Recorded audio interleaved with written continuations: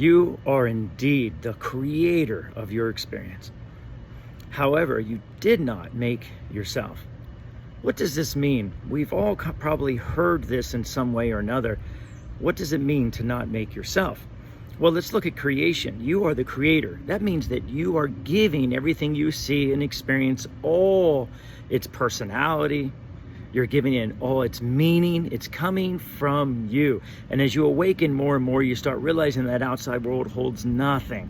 It's all filtering from within. But what does it mean to not make yourself? Well, this means that there is a second perspective. We would call that the Holy Spirit, the soul, the God self, many, many different names. But it is real. And there is another perspective that looks through your eyes, hears through your ears, and then is directly and inherently connected to you. And that perspective holds that of what we call the Father. That means that that perspective is truth.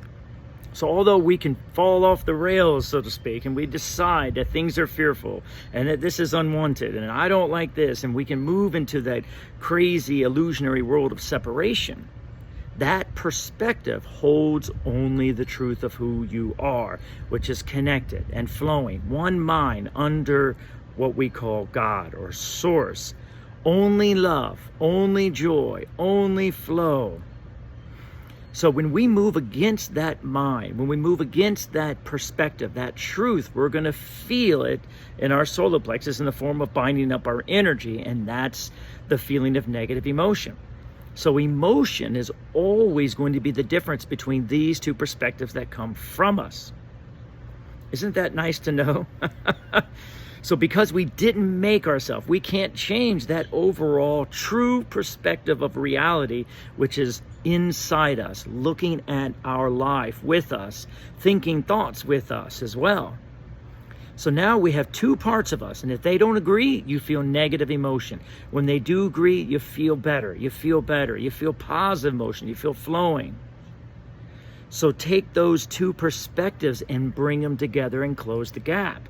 That's the key to this life, is to let go of the false perspective of separation and fear and worry and doubt, and then release and then receive the true perspective that's already there with you of love, only connection, only flow, only compassion and joy and fun.